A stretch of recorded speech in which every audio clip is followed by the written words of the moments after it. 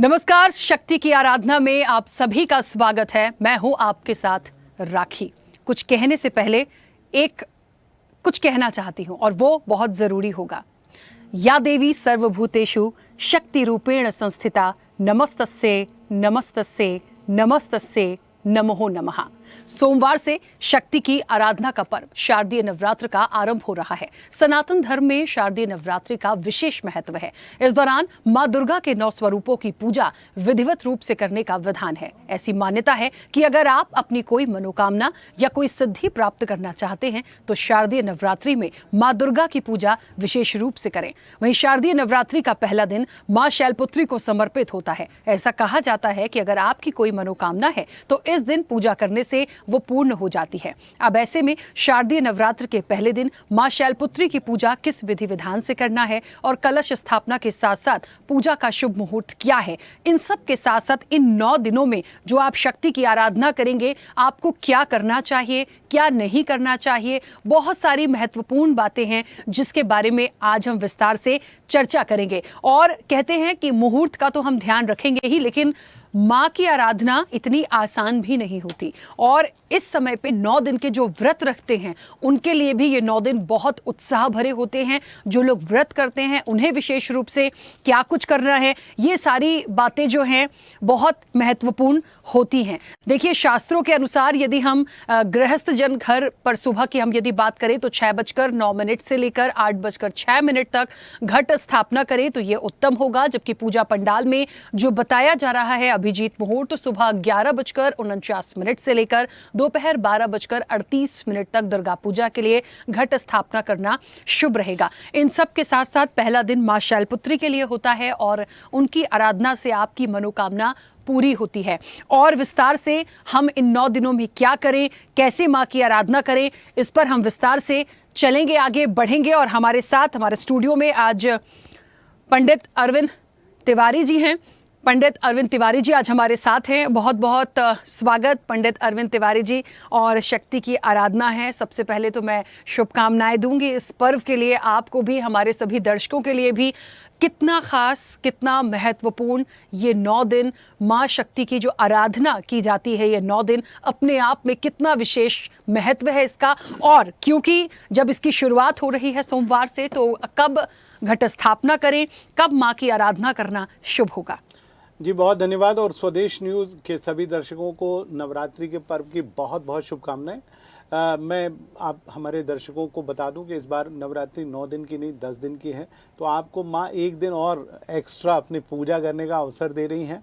तो आप इसका बहुत भरपूर तरीके से लाभ उठाएं। अभी कई सालों से माँ की जो नवरात्रि है वो 7 दिनों 8 दिनों या कई बार पूरे 9 दिन की भी नहीं हो पाती थी। तो इस बार 10 दिन आप माँ की पूजा अर्चना करें। बात आती है, देखिए, घट स्थापना की जाती है क्योंकि हम लोग प्रकृति की पूजा करते हैं। घट में हम जवारे बीजते हैं जिसमें माँ 5वें दिन, जिस दिन स्कंद माता के स्वरूप में आती है, तब वो हमको दर्शन देती है प्रकृति के रूप में। और पूरे 9 दिन तक आप देखिए वो जवारे, यदि आप अपने मूलाधार चक्र के पास से देखें तो आपके हृदय तक वो जवारे उग कर आते हैं। ऐसा माना जाता है जिस घर में जवारे बहुत शानदार बीजते हैं वो साल बहुत अच्छे से जाता है। तो ये प्रकृति की पूजा का पर्व है। चूँकि वर्ष में 4 बार नवरात्रि होती हैं, 2 गुप्त और 2 उदय।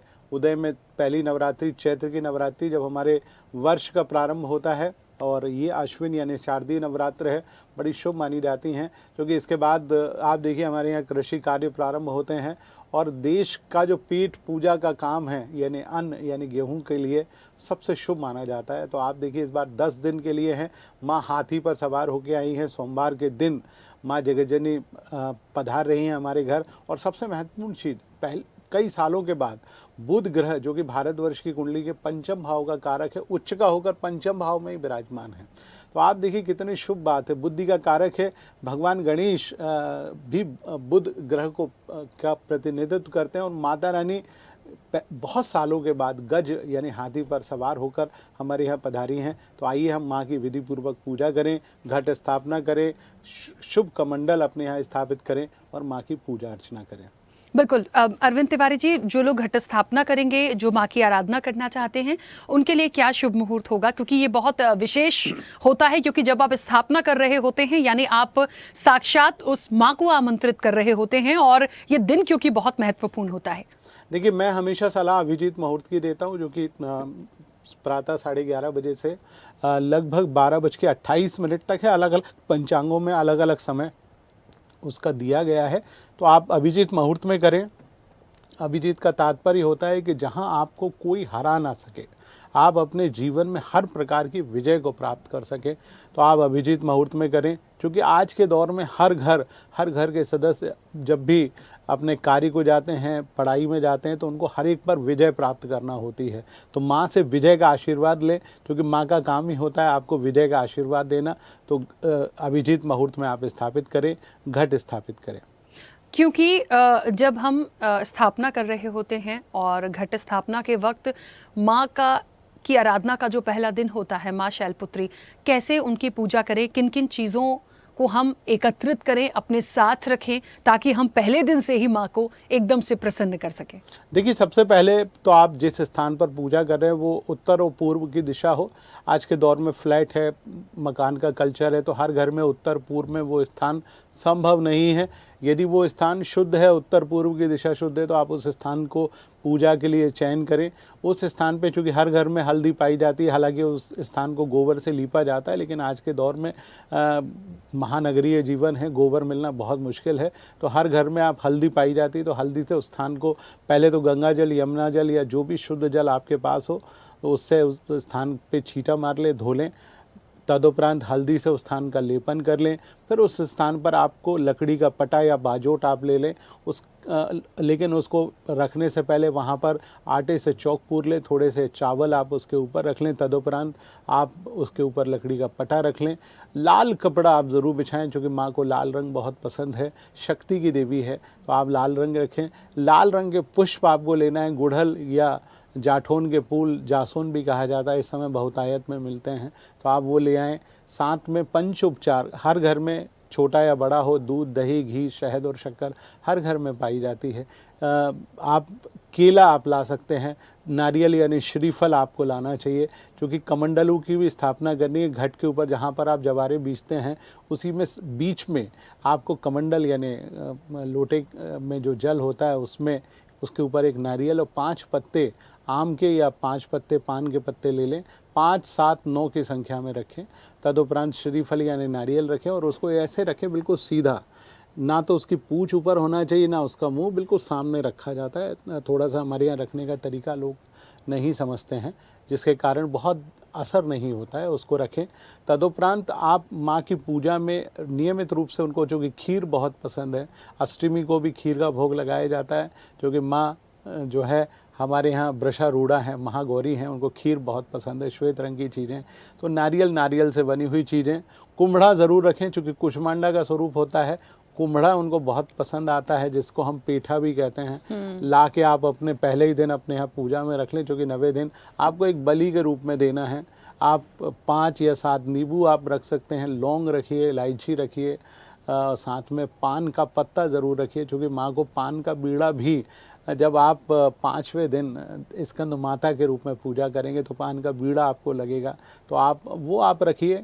और शहद ज़रूर रखिए, क्योंकि जब माँ कालरात्रि का स्वरूप होता है तो उनको केवल शहद और शहद से बनी हुई चीज़ों का ही भोग लगाया जाता है, तो आप उसको भी रखिए। ये सामग्रियाँ हैं जिसमें अक्षत है, चावल है, रोली है। और माता चूँकि विवाहित स्वरूप में तीसरे दिन के बाद आ जाती है, जब वो चंद्रघंटा स्वरूप में होती हैं, तो फिर विवाहित जो महिला होती है उसको फिर आपको महावर है, चूड़ी है, बिंदी है, सिंदूर है, बिछूड़ी है, आलता है, महावर है और हाथ में लगाने वाली मेहंदी है। तो ये सब सामग्री आप लाकर रखें। लाल चुनरी ज़रूर रखें, माँ को बहुत पसंद है। इतनी सामग्री आप रख लें, 9 दिवस तक आप बहुत आसानी से पूजा अर्चना कर पाएंगे। बिल्कुल। पंडित जी, एक चीज़ और है, क्योंकि जो लोग व्रत करते हैं उन लोगों को विशेष रूप से किस तरह से व्रत करना चाहिए? और एक और महत्वपूर्ण सवाल इसी के साथ कि कहते तो हैं 9 दिन हम उत्साह के साथ मनाते हैं, लेकिन हमें इन 9 दिनों में माँ की आराधना तो करनी है, लेकिन माँ की आराधना भी करने के साथ साथ किन चीज़ों का हमें ध्यान रखना चाहिए, क्योंकि भगवान भी कहते हैं कि आपके यदि कर्म अच्छे हैं, आपका मन अच्छा है, आपका दिल साफ है, तो आप उनको भी प्रसन्न कर सकते हैं। लेकिन आप सिर्फ आराधना कर रहे हैं और कुछ छल कपट या कुछ ऐसी चीज़ें हैं जो नहीं आनी चाहिए इन 9 दिनों में या व्रत के दौरान, मुझे लगता है वो भी लोगों को पता होना चाहिए। बिल्कुल, सबसे पहले तो मैं आपको व्रत का तरीका बताता हूँ और व्रत में क्या सावधानियां बरतनी वो भी बताता हूँ। तो देखिए, व्रत करने का तात्पर्य होता है हम अपने शरीर को शुद्ध करना चाहते हैं, क्योंकि ये ऋतु परिवर्तन के तुरंत बाद हमारे यहाँ आता है। क्योंकि अब हम वर्षा ऋतु से शरद ऋतु और फिर शीत ऋतु की तरफ आगे बढ़ेंगे, तो हमको आगे आने वाले 6 महीनों के लिए अपने शरीर को तैयार करना है। तो आपको अपने शरीर को स्वस्थ करना है, जिसको हम आज के दौर में टॉक्सिस, हमारे जो जहर वाली चीज़ें हैं उनको शरीर से निकालना चाहते हैं। तो हम लोग फल का आहार करते हैं, रस का आहार करते हैं। हमारे यहाँ आजकल प्रचलन में क्या हो गया, साबूदाना खाएंगे या तरह तरह की जो तली हुई चटपटी चीज़ें हैं, यानी हम स्वाद बदलने वाला भोजन करते हैं, उसको कतई ना करें। फल का आहार करें, नहीं तो आप सामान्य रूप से भोजन करें। दूसरा, चूँकि ये व्रत जो है इसमें माँ की बहुत कठोर साधना होती है। अब आज के दौर में कठोर साधना करना तो संभव नहीं है, लेकिन कुछ नियम है जिसका आप अनुपालन करेंगे तो वो साधना आपकी संपूर्ण होगी। सबसे पहले तो आप ब्रह्मचर्य का पालन करें, चाहे आप विवाहित हों या अविवाहित हों। आपको 10 दिवस तक माँ जगत जननी के स्वरूप में, यदि पुरुष हैं तो हर स्त्री को आप उसी स्वरूप में दर्शन करें, चाहे आपकी पत्नी ही क्यों ना हो, आपको उसको उसी स्वरूप में लेना है। यदि आप महिला हैं या लड़कियां हैं तो आपको हर पुरुष को भगवान शिव के स्वरूप में आपको उनके दर्शन करने हैं। उनको कतई आपको स्नेह या प्रेम नहीं करना है, आप उनको प्रणाम करें और उस तरह से आप रखें। दूसरा और सबसे महत्वपूर्ण चीज़, क्योंकि हम प्रकृति की पूजा या साधना करते हैं तो हमको इस समय धरती पर विश्राम करना चाहिए, यानी रात्रि काल में हमारा जो विश्राम है वो हम धरती पर करें। एक चादर या छोटी दरी बिछाकर हम धरती पर विश्राम करेंगे तो धरती के जियोमैग्नेटिक फील्ड में हम आएंगे, तो उससे हमारे शरीर का स्वास्थ्य भी ठीक होगा और हम प्रकृति के संपर्क में पहुंचेंगे। तीसरी और सबसे महत्वपूर्ण चीज़, इस समय झूठ या असत्य भाषण से हमको बचना चाहिए। कोशिश करें, नहीं बोल पा रहे हैं तो शांत हो जाएं, यदि बहुत ज़्यादा आवश्यक है टाल दें किसी भी चीज़ को, लेकिन असत्य भाषण ना करें, अपशब्दों का प्रयोग ना करें। कोशिश करें आप प्रकृति के जितने संपर्क में आ सकें, 10 मिनट कम से कम इन दिनों में घास पर आप नंगे पैर जरूर चलें। अर्थ के जियोमैग्नेटिक फील्ड में आएंगे तो आपके तलुओं के माध्यम से ग्रह भी मजबूत होंगे, आपका शरीर भी स्वस्थ होगा। करके देखिए, ज़रूर लाभ होगा। बिल्कुल, क्योंकि ये भी कहा जाता है कि पहला दिन जो है माँ शैलपुत्री के लिए होता है। क्या विशेष रूप से किया जाए माँ शैलपुत्री को प्रसन्न करने के लिए? देखिए, माँ छोटे स्वरूप में 7 वर्ष की कन्या है, तो माँ को सबसे ज़्यादा पसंद मीठी खीर ही होती है। तो माँ को मीठे का भोग लगाइए। और माँ बहुत भोली स्वरूप में है। ऐसा माना जाता है कि जैसे हम छोटी बिटियाओं को बहुत थोड़े में प्रसन्न कर लेते हैं, तो माँ बहुत थोड़े में प्रसन्न हो जाती हैं। तो माँ को खीर का भोग लगाइए और माँ के मंत्र का जाप करिए। बहुत सुंदर से मंत्र हैं। दुर्गा सप्तशती का मंत्र बोले देता हूँ। या देवी सर्वभूतेषु शैलपुत्री रूपेण संस्थिता नमस्तत्सै नमस्तत्सै नमस्तत्सै नमो नमः। ये तो दुर्गा सप्तशती का मंत्र है, एक बहुत छोटा सा मंत्र। ओम शैलपुत्री नमः। आप इसमें 3 त्रिशक्ति लगा लें। ओम ऐं ह्रीं श्रीं शैलपुत्री दिव्यै नमः। इस मंत्र का जाप करेंगे, माँ बेहद प्रसन्न होंगी। बिल्कुल, मुझे ऐसा लगता है बहुत सारे हमारे व्यूअर्स ऐसे हैं जो व्रत भी करते हैं, माँ को प्रसन्न करने के लिए 9 दिन आराधना भी करते हैं, लेकिन जैसा कि आपने भी कई बार अपनी बात में कहा कि आज की लाइफ ऐसी हो गई है कि सब लोग उतना पालन नहीं कर पाते जितना करना चाहिए, लेकिन उनका उत्साह होता है इन 9 दिनों को मनाने का, करने का। मैं पंडित जी उन लोगों के लिए बात कर रही हूँ जो लोग घर से बाहर हैं या जॉब में हैं, लेकिन व्रत भी करते हैं, पूजा भी करते हैं, लेकिन उतनी नियमों का पालन नहीं कर पाते या इतना वक्त नहीं होता कि उतना समय दे पाएं। तो कुछ ऐसी चीज़ें बताइए ना कि थोड़े से भी हम आपको प्रसन्न कर पाएं। मैं आपको 5 मिनट की एक छोटी सी पूजा बताता हूँ, जो कि जितने भी कार्य वाले जो पुरुष हैं, स्त्री हैं, महिलाएं हैं, माता बहनें हैं, वो कर सकती हैं, या जो पुरुष हैं वो भी कर सकते हैं। देखिए, जहाँ कि आप फ्लैट में या डुप्लेक्स में जहाँ भी जिस घर में रहते हैं, तो वहाँ पर जो भी पूजा का स्थान हो उस स्थान को थोड़ा सा साफ़ कर लें। वहाँ पर आप हल्दी से लीपन कर लें, एक छोटा सा पटा या छोटी सी चौकी ले लें, उस पर माता का फ़ोटो या विग्रह जो भी जिस स्वरूप में है उनको आप विराज दें। लाल रंग की चुनरी चढ़ा दें। जो सुहागिन महिलाओं का सामान है, मैंने बताया चूड़ी बिछूड़ी, माँ को सिंदूर, आलता, महावर और मेहंदी इत्यादि उनके चरणों में रख दें। पास में छोटा सा कलश स्थापना कर दें, यानी जो भी लोटा साफ हो उसको धो मांझ कर वहाँ पर रख दें। 5 पान के पत्ते या 5 आम के पत्ते और उसमें एक नारियल रख दें, उसके ऊपर कलावा या आटी बांध दें, इतना कर दें। और माँ का एक छोटा सा मंत्र बताए देता हूँ, उसका 108 बार कम से कम जाप करें। ये बहुत साधारण है, अनलॉक यानी इसका कीलन नहीं किया गया है। मंत्र इस प्रकार से है, ओम दुम दुर्गाय नमः। दुम माँ का बीज मंत्र है, तो आप केवल 108 बार इसका जाप कर लें। आप अपने कार्यस्थल पर काम कर रहे हैं, कंप्यूटर पे भी काम कर रहे हैं, तो भी मन में उच्चारण करते रहें, ओम दुम दुर्गाय नमः। मन में बोलें, जितना बार अपने मन में आप उसको बोलते रहेंगे सुबह से लेकर शाम तक। बस आप ब्रह्मचर्य का पालन करें, झूठ ना बोलें, महिलाओं को देवी समान माने, महिलाएं हैं तो पुरुष को देव स्वरूप माने, और केवल माँ के ध्यान में अपने आप को रखें। चित्त में एकाग्रता रखें, जैसे मेरे यहाँ मस्तक पर तिलक लगाए, यहाँ पर अपने ध्यान को केंद्रित करके, जिसको आज्ञा चक्र कहा जाता है, वहाँ पर ध्यान करते हुए कि माँ साक्षात यहाँ पर विराजमान है, और उस मंत्र का जाप दिन भर करें। इतना ही कर लेंगे, आपको ज़रूर लाभ होगा। बिल्कुल। कुछ इन 9 दिनों के लिए विशेष उपाय अपने जीवन में सफलता पाने के लिए। हालांकि ये नवरात्रि जो है सोमवार से शुरू हो रही है और 9 दिन, और आपने तो कहा एक बार हमें एक दिन और एक्स्ट्रा मिल रहा है, यानी 10 दिन। तो 10 दिन हम माता को पूजेंगे, और इन 10 दिनों में हर तरह से जो लोग हैं, जो स्वास्थ्य को लेकर, अपनी शिक्षा को लेकर, नौकरी को लेकर, जीवन में सफलता को लेकर, ऐसे कौन से उपाय हैं जो इन 9 दिनों में करना चाहिए? देखिए, मैं राशिगत कुछ उपाय बता देता हूँ हर राशि के हिसाब से। कुछ राशियाँ जो बेचारी बहुत परेशान हैं, खास तौर से शनि, राहु और केतु को लेके, जिन पे 7.5 भी चल रही है। एक एक राशिगत पूरे राशि के हिसाब से बता देता हूँ, आप करके देखिए, ज़रूर लाभ होगा। यदि आप मेष राशि के जातक हैं, जो कि शनि और राहु से आप पीड़ित हैं, तो छोटा सा उपाय करें।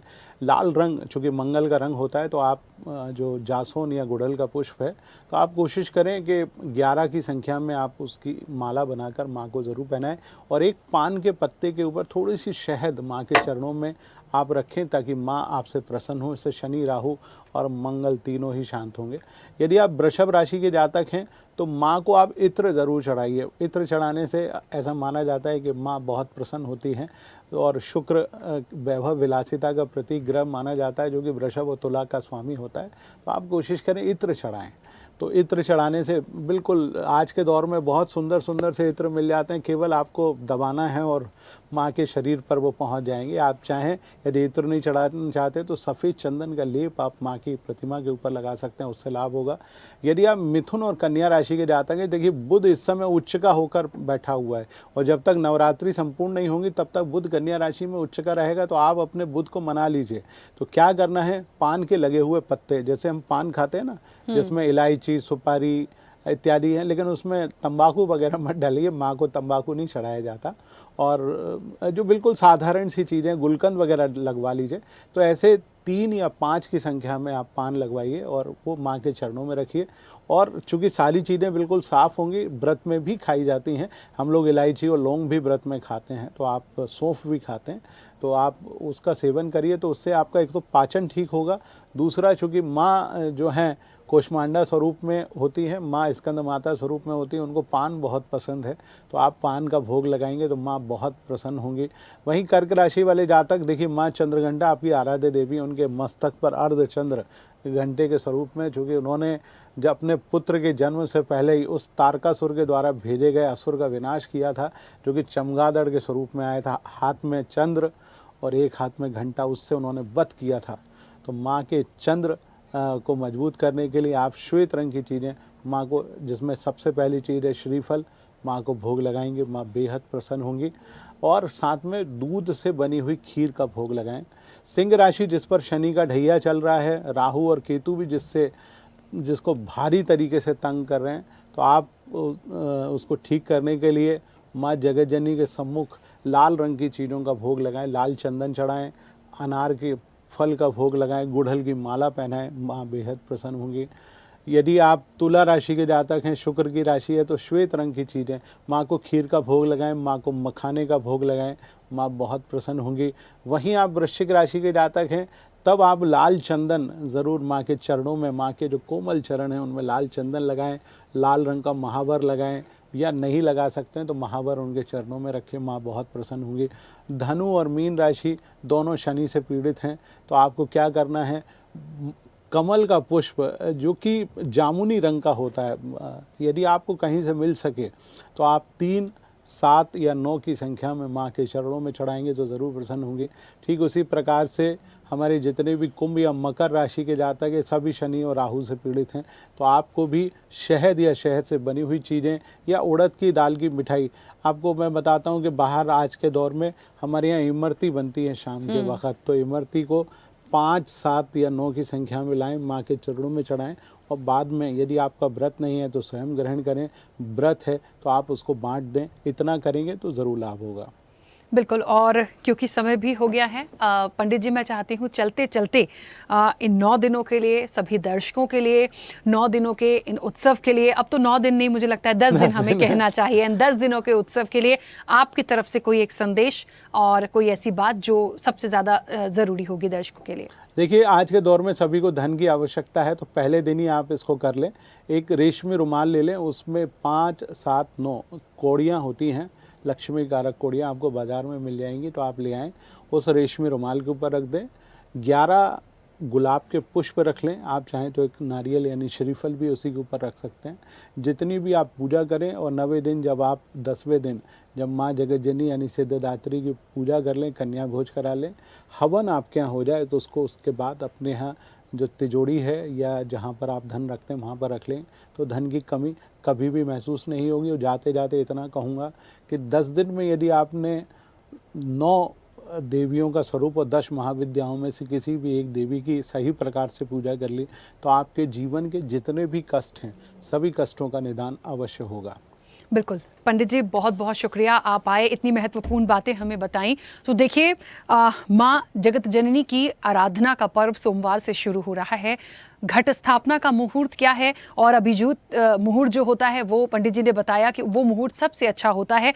तो माँ को आमंत्रित करिए, उनकी स्थापना करिए, किन चीज़ों का पालन करना है ये भी आपको पंडित जी ने बताया है। तो 9 नहीं बल्कि ये 10 दिन बहुत उत्सव भरे हैं, इसे माँ की आराधना में लगाइए और अच्छे से उत्साह को मनाइए। एक बार फिर से पूरे स्वदेश न्यूज़ परिवार की ओर से हमारे सभी दर्शकों को नवरात्रि पर्व की हार्दिक हार्दिक शुभकामनाएं। और फिलहाल दीजिए इजाजत, नमस्कार।